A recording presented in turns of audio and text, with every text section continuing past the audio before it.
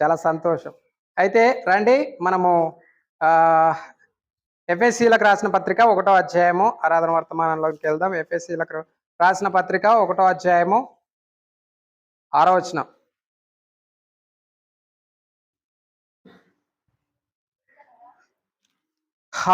ఎట్లనగా కాదమ్మా, చదువు చివరి వచనాలు చదువు. చివరి లాస్ట్ భాగం.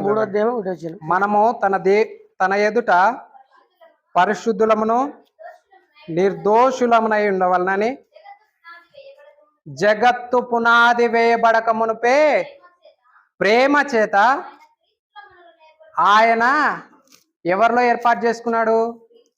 క్రీస్తులో మనల్ని ఏర్పాటు చేసుకున్నాడు. ఎప్పుడంట? ఈ జగత్తుకు పునాది వేయబడక మునుపే, ఆదాము అవ్వను తయారు చేయక మునుపే, దేవదూతల కాలంలో ఉన్నప్పుడే, ఎప్పుడైతే శత్రువైన సాతాను ఈ పాపం చేసి పడిపోతూ వచ్చాడో అప్పుడే దేవుడు డానియల్ అనే వాళ్ళు ఎవరు, నికోదేమన్న అనే వాళ్ళు ఎవరు, రవి అనేవాడు ఎవడు, ఆయన జీవితం ఎలా ఉంటుంది అన్ని కూడా ఎప్పుడు ఏర్పాటు చేసుకున్నాడు? జగత్తు పునాది వేయబడక మునిపే ఏర్పాటు చేసుకున్నాడు. మనం అప్పుడే క్రీస్తులో ఉన్నాం. మనం పుట్టక ముందే, మన ఊసే లేకముందే ఎప్పుడు ఉన్నాం? మనము ఎక్కడున్నాం? ప్రేమ చేత క్రీస్తులో ఉన్నాం. క్రీస్తులో దేవుడు మనల్ని ఏర్పాటు చేసుకున్నాడు. ఎంత ప్రేమ కదా! ఆయన శక్తి సామర్థ్యాలు ఎంత గొప్పవి కదా! ఇందాక మనం చూస్తూ వచ్చాం. ఆయన శక్తి సామర్థ్యాలు ఎంత గొప్పవి. పాపం చేస్తే సామ్రాజ్యాన్ని ఒక జనాంగాన్ని దేవుడు మరి చెరకప్పగిస్తూ వచ్చాడు. అలాగే ఆయన యొక్క శక్తి సామర్థ్యాల గురించి మనం చూసినట్లయితే రండి ఇంకొక మాట కూడా చూద్దాం. యెషయా గ్రంథం 48వ అధ్యాయము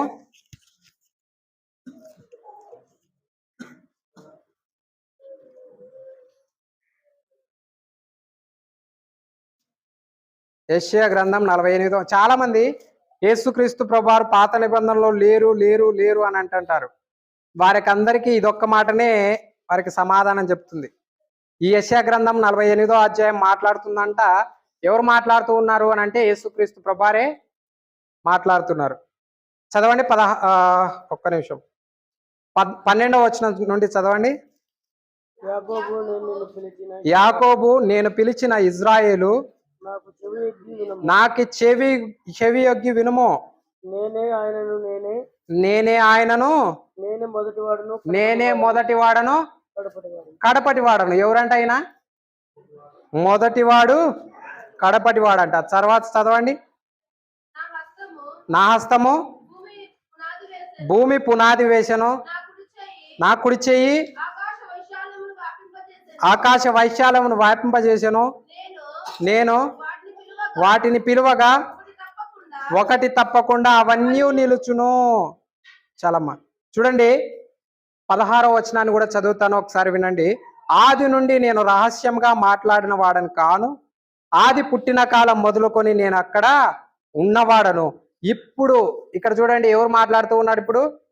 ఇప్పుడు ప్రభువగు యెహోవాయు ఆయన ఆత్మయు నన్ను పంపాను. ఎవరిని పంపింది? ఎవరు మాట్లాడుతున్నారు ఈ మాట? ఇప్పుడు ప్రభువగు యెహోవాయు ఆయన ఆత్మ అంటే పరిశుద్ధాత్మ ఇద్దరు కలిసి నన్ను పంపారు. ఎక్కడికి పంపారు? ఈ భూలోకంలో సమస్త మానవాళి యొక్క పాప విమోచన కొరకు. రండి ఫిలిప్పీలకు రాసిన పత్రిక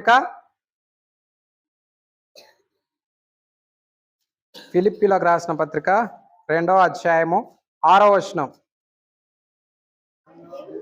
ఆయన దేవుని స్వరూపము కలిగిన వాడయుండి దేవునితో సమానంగా ఉండుట విడిచిపెట్టకూడని భాగ్యమని ఎంచుకొనలేదు, కానీ మనుషుల పోలికగా పుట్టి దాసుని స్వరూపం ధరించుకొని తన్ను తానే రిక్తునిగా చేసుకొనెను. ఏం చేస్తూ వచ్చాడమ్మా చెప్పాలా? ఆయన ఎవరితో ఉన్నాడు? ఇందాక మనం యెషయా గ్రంథం 48:16లో చూస్తే యెహోవా దేవునితో, పరిశుద్ధాత్మ దేవునితో తండ్రితో కూడా ఆయన ఉన్నాడు. ఆదికాండం 1:28 కూడా మనం చూడొచ్చు. అక్కడ కూడా ఏం మాట్లాడతారు? ముగ్గురు కలిసి మాట్లాడతారు. మన స్వరూపంలో మన పోలిక చొప్పున నరులను చేయుదాం రండి అని మాట్లాడుకుంటారు. అంటే దేవునితో సమానంగా ఉన్నాడు ఆయన. ఆయన ఎలాంటి వాడో యేసుక్రీస్తు ప్రభువారు కూడా ఒక మాట మనము ఇక్కడ కొలసీలకు రాసిన పత్రిక రండి 15వ వచనం చదవండి. 1వ అధ్యాయం 15వ వచనం.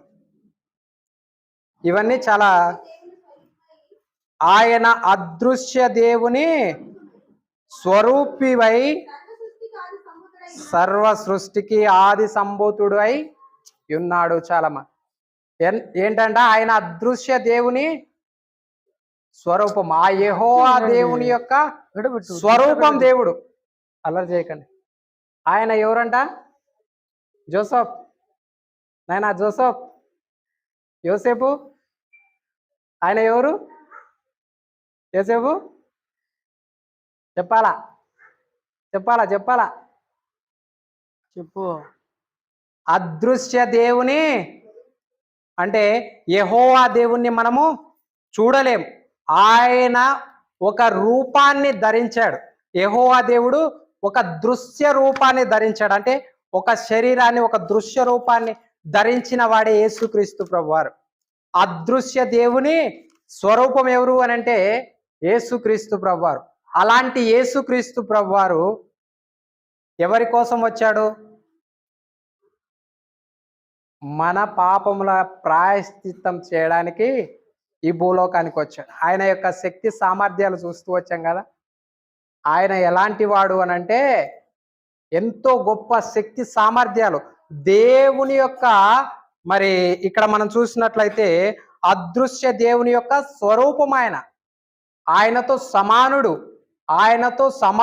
ఆయన స్వరూపమై ఉండి కేవలం నా విమోచన కొరకు ఈ లోకంలో 33.5 సంవత్సరాలు ఒక మట్టి శరీరంలో నివసించి, నిద్ర లేక, ఆహారం సరిగా లేక ఎన్నో ప్రయాసపడి నా నిమిత్తము తన ఒంట్లో ఉన్న చిగర్ రక్త బిందు వరకు కారుస్తూ వచ్చాడు. ఏమ్మా నిద్రవేలేవు రాత్రి తల్లి? గొరకలు పెడుతుందా? దేవునికి స్తోత్రం. రండి మళ్ళీ ఒకసారి ఫిలిప్పీలకు రాసిన పత్రిక 2వ అధ్యాయం అదే వచనం చదవండి ఒకసారి. ఆయన దేవుని స్వరూపము కలిగిన వాడై ఉండి దేవునితో సమానంగా ఉండుట విడిచిపెట్టకూడని భాగ్యమని ఎంచుకొనలేదు కానీ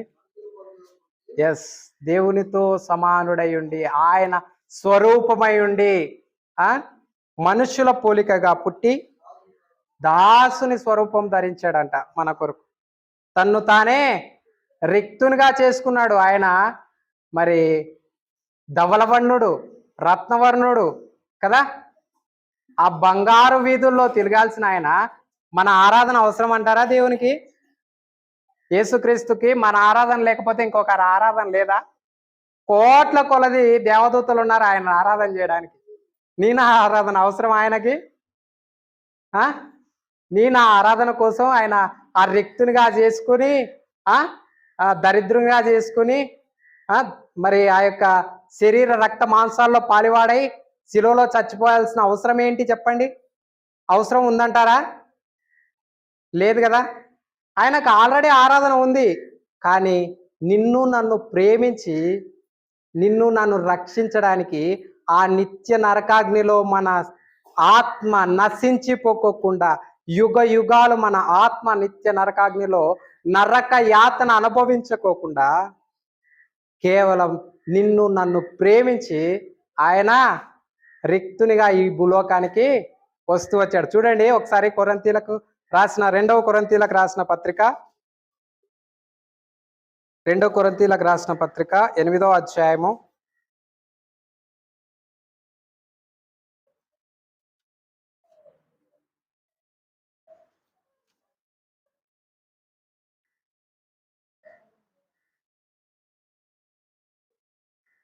'ఆయన ధనవంతుడై ఉండి అన్నమాట. 9వ వచనం 8-9 చదవండి. మీరు మన ప్రభు అయిన యేసుక్రీస్తు కృపను ఎరుగుదురు కదా.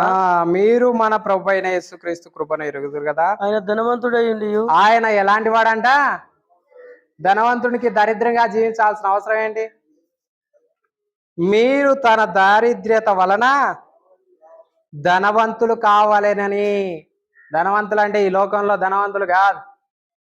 డబ్బులు కావాలా, ఆస్తులు కావాలా, అలా స్థలాలు కావాలా. ఈ దినాన్న ఉన్న బోధలు ఏంటంటే మీకు ఆశీర్వాదాలు వస్తాయి.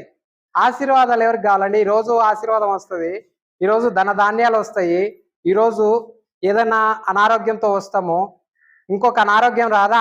అనారోగ్యం పోయింది అనుకోండి, ఇప్పుడు నేను ఇలా ఉన్నాను, నేను బాగైనాను అనుకోండి, నాకు ఇంకొక రోగం రాదా?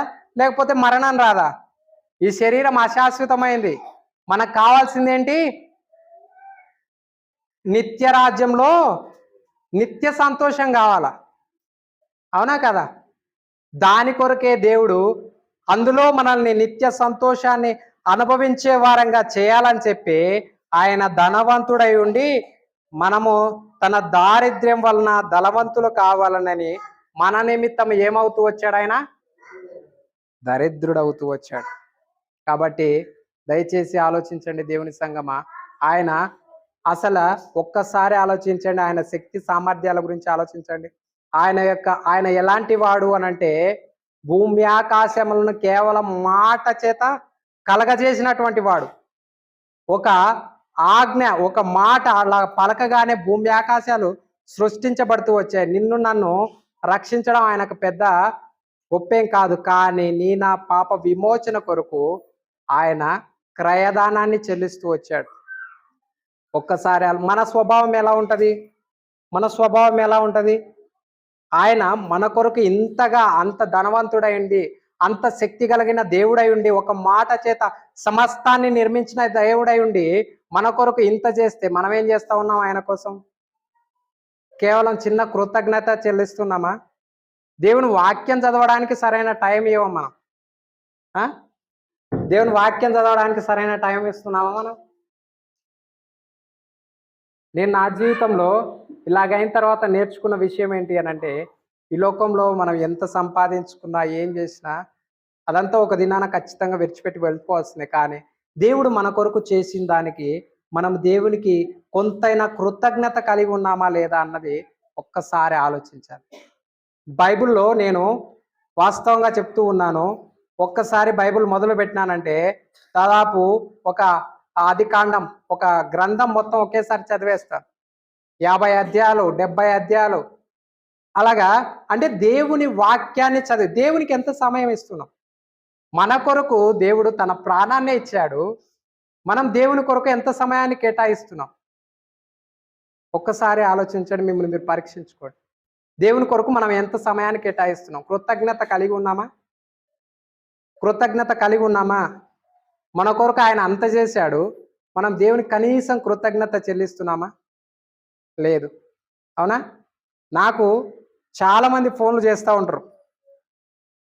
దాదాపు ఒక వారం నుండి ఒక 100, 200, 300 ఫోన్లు అటెంప్ట్ చేశాను. ప్రతి ఒక్కరు చాలామంది ఇందులో నాకు చాలామంది చెప్పేది ఏంటంటే, అన్న మేము ఈ పాపాన్ని మానలేకోకున్నామన్నా, పాపాన్ని మానాలనుకుంటాం కానీ మానలేకోకున్నామన్నా. ఒక సహోదరి నాకు ఫోన్ చేసింది, అన్నా నేను ఇట్లా దేవుణ్ణి నమ్ముకున్నానన్నా ఫస్ట్, తర్వాత నాకు ఒక అన్య సహోదరుడు నచ్చి ప్రేమించి వివాహం చేసుకున్నానన్నా. ఇప్పుడు ఆ సహోదరుడు నన్ను ఎంతగానో బాధ పెడుతున్నాడన్నా, నా భర్త నన్ను ఎంతో ఇబ్బంది పెడుతున్నాడు, చాలా నరకం అనుభవిస్తున్నానన్నా అని చెప్పి అంటే, నేనేం చెప్పానంటే, అమ్మ నీకు తెలీదా తల్లి? నీకు తెలీదా? పెళ్లి చేసుకునేటప్పుడు తెలీదా? అంటే మనకు తెలీదా పాపం చేసేటప్పుడు? చాలామందికి తెలుసు, తెలిసినా కానీ ఏం చేస్తామంటే, ఇప్పుడు తెలీదా? దేవుణ్ణి నమ్ముకున్న తర్వాత మనం చేసేది పాపం అని తెలీదా? తెలిసినా కానీ బుద్ధిపూర్వకంగా పాపం చేస్తాడు. దేవుడు ఏమంటాడు అని అంటే, బుద్ధిపూర్వకంగా పాపం చేసిన వానికి బలి ఇంకనూ లేదు, దాని శిక్ష అనుభవించాల్సిందే. నాకు చెప్పిన ప్రతి ఒక్కరికి నేను చెప్పాను, ఆ సహోదరునికి ఆ సహోదరికి, మీరు చేసుకున్న కర్మ మీరు అనుభవించాల్సిందే, తప్పదు. కానీ ఒకవేళ పశ్చాత్తాపడి ప్రభు పాదాలు పట్టుకోండి, ప్రభువు ఒకవేళ మీకు కృప చూపిస్తే మీరు అదృష్టవంతులు అని చెప్పారు. అలాగా మన స్వభావం ఎలాంటిదో మనం చూద్దాం దేవుని యొక్క వాక్యంలో నుండి. రండి, గలతీలకు రాసిన క్షమించండి, 1 యోహాను 2వ అధ్యాయము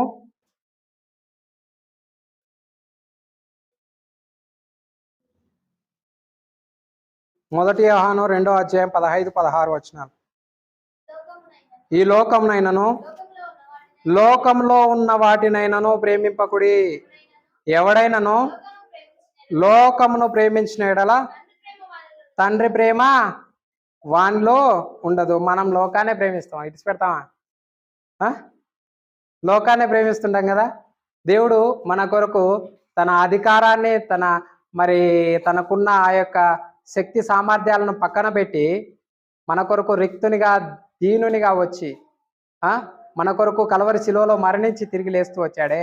కానీ మనం మాత్రం ఈ లోక సంబంధమైన వాటిని పెంటగా ఎంచుకొని జీవించడానికి మాత్రం ఇష్టపడదామా? లోకంలో ఉన్న వాటినే ప్రేమిస్తాం. అయితే 16వ వచనం చూడండి. లోకంలో ఉన్నదంటే ఏంటి అనగా శరీరాశయు, నేత్రాశయు, జీవపు డమ్మను, తండ్రి వలన పుట్టినవి, ఇవి లోక సంబంధమైన. మనలో ప్రతి ఒక్కరిలో శరీరాశ, నేత్రాశ, జీవోడ్డమ్మం ఇది మాత్రం చావదు. దేవుడు ఏం చెప్తూ ఉన్నాడు? మీరు క్రీస్తునందున్న ఎడల మీ దృష్టి ఎక్కడ ఉండాలా? పర సంబంధమైన వాటిపైనే మీ దృష్టి ఉండాలి, కానీ భూ సంబంధమైన వాటిపైన మీ దృష్టి ఉండకూడదు అని చెప్తే మాత్రం మనము పర సంబంధమైన వాటిపైన పెట్టకోకుండా భూ సంబంధమైన వాటిపైన పెడుతూ ఉన్నాం. ఇలాంటి మన జీవితం. తర్వాత రండి, గలతీలకు రాసిన పత్రిక, ముందుగా మార్కు సువార్త 7వ అధ్యాయం 21వ వచనం చదవండి ఒకసారి. అక్కడ ఉంటుంది మన స్వభావం అంతా కూడా.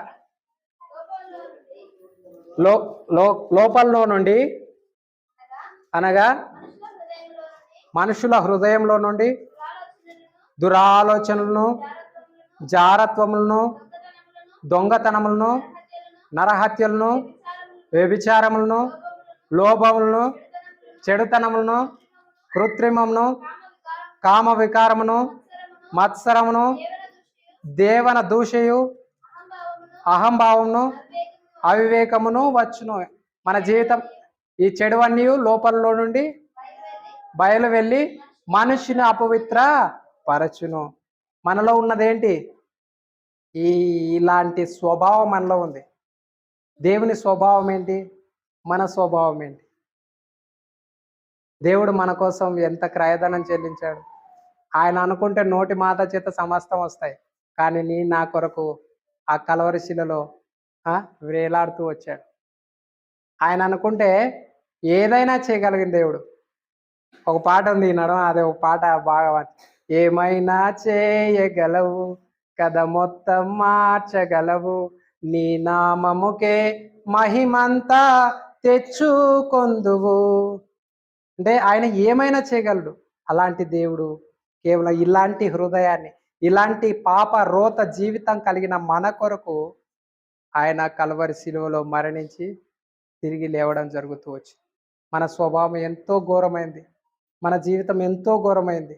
ఇంకా కక్కిన దానికి తిరిగి ఆశిస్తూ ఉంటాం. ఒక్కొక్కసారి మనం దేవుణ్ణి నమ్ముకున్నా కూడా తిరిగి కక్కిన దాన్ని తినడానికి వెళ్ళి మనము తింటూ ఉంటాం. అలాంటి మన కొరకు దేవుడు క్రయదానాన్ని చెల్లిస్తూ వచ్చాడు. కాబట్టి దయచేసి మోకరించండి. మీ జీవితంలో దేవుడు చేసిన ప్రతి మేలుకోయి ప్రభువును ఆరాధించి మహిమపరచండి. ఓకేనా? దేవుని నామానికి మహిమ కలుగును కాక. Praise the lord. రమేష్ ఆ వీడియో